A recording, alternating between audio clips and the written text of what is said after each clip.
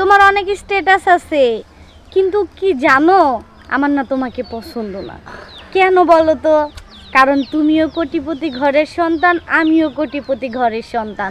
তুমি কোটিপতি বাবার একমাত্র ছেলে, আমি কোটিপতি বাবার একমাত্র মেয়ে। ভাইয়া, আম ভর্তা বানানো। শুনো, আমি যদি কখনো বিয়ে করি, আমি সেই ঘরের সন্তানকে বিয়ে করব যার চাল চুলো এই কুলে কেউ নাই। একটা রিক্সাওয়ালা বিয়ে করব, না হয় রাস্তায় দাঁড়িয়ে হকারগিরি করে তাদের কাউকে বিয়ে করব, সুখী হতে পারবো। আমি কেন তোমার মতন কোটিপতিকে বিয়ে করব? আমার কি কম আছে? আমি তাকেই বিয়ে করব যাকে নিয়ে মন খুলে সুখে সংসার করতে পারবো।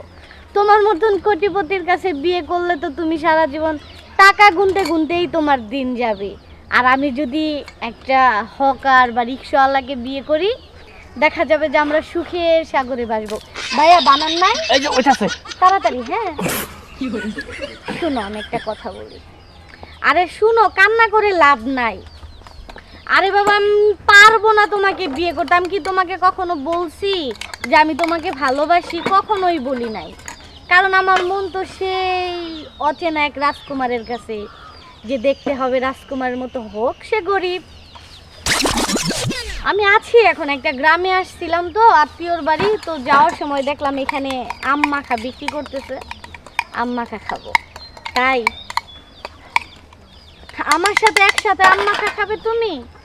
অসম্ভব। আমি তো আম মাখা খাবো এমন কোনো ছেলের হাত থেকে যার চার চুলো নাই।